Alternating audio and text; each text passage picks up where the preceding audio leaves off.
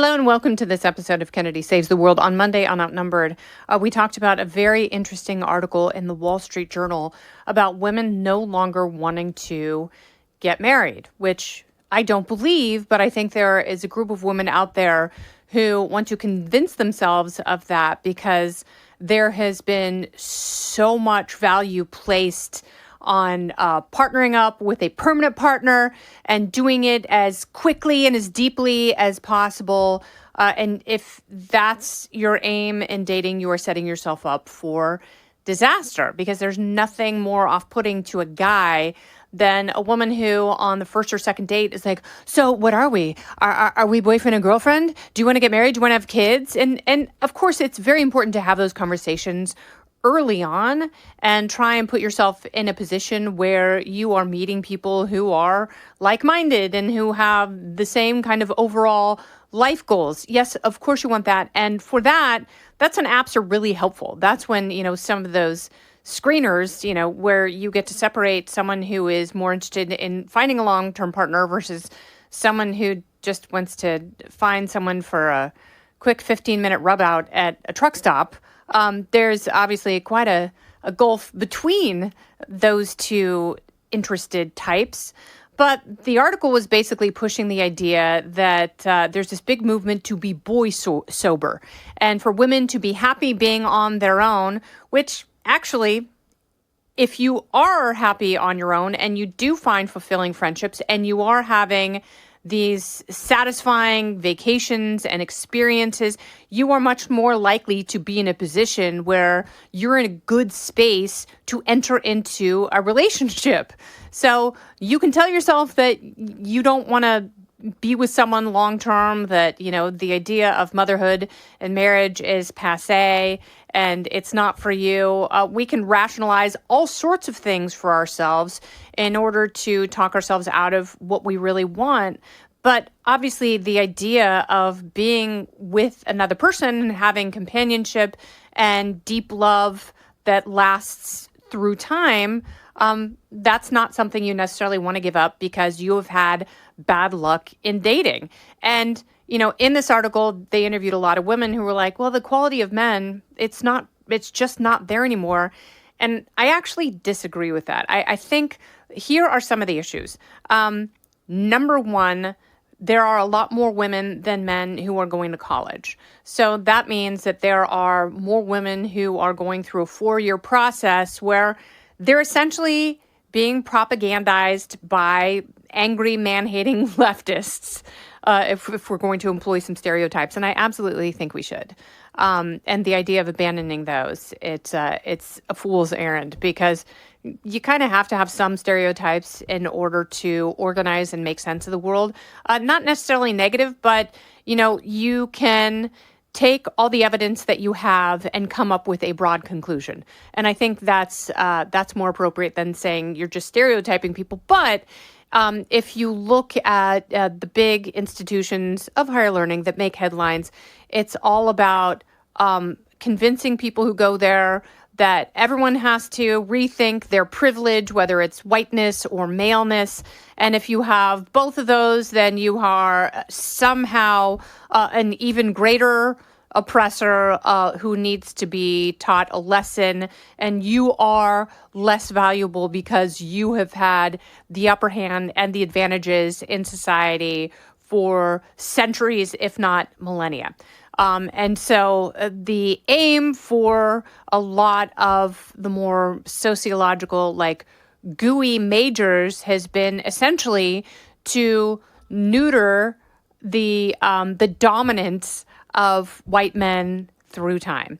So then if you're going into the dating pool and you've been through one of these colleges and you're dating dudes who haven't been to college and maybe grew up in traditional households, you have been conditioned to think that these men are bad, that they are oppressors who want to oppress you, and there's no way they could celebrate in your success in the workplace and in life. So that's the lens that there are so many women entering the dating pool with. And so they are conditioned to think that men are substandard to begin with. And then, they've also been told that they have to look for icks, that they have to look for habits and flaws. And once they spot one, they have to run immediately, which of course is a defense mechanism, which is very natural. And people do that all the time because they're not scared to fall in love. They're scared to fall in love and be rejected. So it's much easier to reject someone before they can reject you. And also, it's much more convenient to reject someone because, for the college educated women who are much more likely to interface and go on dates with guys who haven't been to college, and, they are also on apps, it's easy for everyone to just assume that if this doesn't work out, and that's the other thing, like when you are digitally driven, you are more likely to turn your brain off quicker to someone if you think they don't check all of your boxes. Now, I think there is something really beneficial to writing down a list of what you want in a romantic partner. I think that list, it can be comprehensive, but it also has to be realistic. I did that before I met my partner because Meghan McCain forced me to. She's a good friend of mine. And she was like, you really have to do this because what it does is, and it's also, the idea of manifestation, which it's not really manifestation. If you think of people as being kind and you smile at them and they smile back, you are recognizing kindness. If you have a dim view of people and you think that people are angry and you're looking for the scowl and you're naturally scowling while you're looking for the scowl and you see a bunch of scowls, you will think that people are angry. So in the same way, if you write down a list of all the things that you want and you are gearing your brain up to recognize those, then you'll be in a better position to match with someone who has some of the attributes that you find to be really important. Does that mean that you should be an unyielding perfectionist? Sure, if you want to be alone forever, and then if you want to pretend that being alone forever was your aim in the first place, which, we're human beings. Don't go anywhere. More Kennedy Saves the World right after this. We want to have deep connections with people. We want to have partners or a partner, and just be honest with yourself about that. That's why I had an issue with this article, because I think it is incredibly dishonest. And I think to say, your female friendships and going on fun vacations and, having rosé all day on Sundays, like that's enough. And for a lot of people, it's not. So if you're finding that you're meeting people and they're not enough, then you have to be enough. You have to be enough for yourself, because when you are full and your life is full and you engage with someone else, the whole is worth more than the sum of its parts. So even two people who have fulfilling lives, when they get together, what they create together, the partnership is worth the search. I would say that with apps and relationships being so incredibly disposable now, I am a huge fan of alchemy, of looking someone in the eye and looking into their eyes and seeing if you feel a connection or a spark. I think that there is something about that is irreplaceable. But we are so conditioned to look down at our phones and not look at other people. And it used to be, in the good old days, people would say, enter the New York City subway, and they would make eye contact with someone and they would flirt with their eyes and they would each other. And then they would end up leaving the train together and meeting and exchanging phone numbers. And a lot of people would fall in love and get married. And that was great. People aren't doing that because they're not looking at each other. But there is something so incredibly important about that. And it's not just that one sex is to blame and one sex is better and better educated and, they are happy being on their own, and the other is substandard and lame and judgmental and demanding and unwilling to divide labor, household chores, and child rearing. That is not the case. There are plenty of evil, stupid, controlling, sociopathic men in the world. There are plenty of controlling, crazy, clingy women. And unfortunately, those two groups tend to meet more and more. And then that's when you hear the horror stories and people are put off by the whole thing. I was talking to my friend Jen, and she was saying that one of the problems that women face is, she calls it DTR, determine the relationship.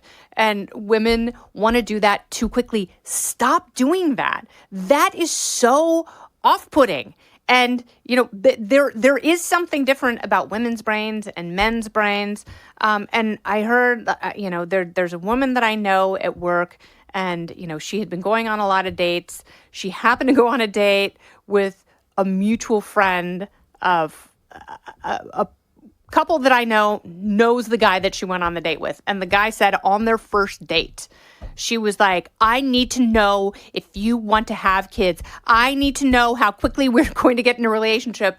And, they think there's this mathematical number. Well, you've been on 3 dates. He is your boyfriend. That is not necessarily the case.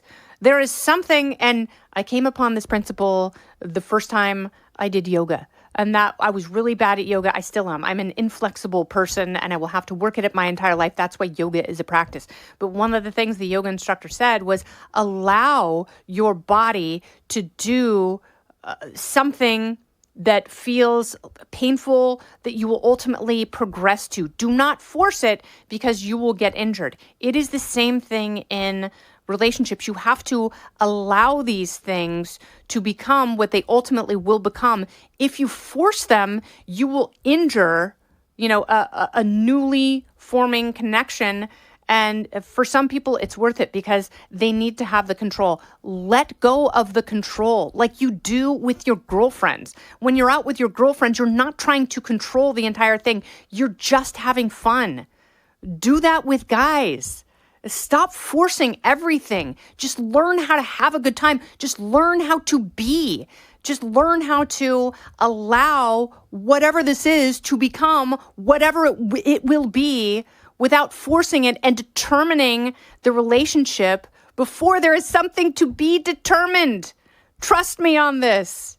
It is worth it. So be patient. Allow. Don't lie to yourself, and don't pretend that you want to be alone forever, because at some point, a majority of your girlfriends, they're going to find themselves in long-term relationships, and be happy for them. They are not abandoning you. Just don't abandon yourself and what you are absolutely worth. This has been Kennedy Saves the World. I'm Kennedy.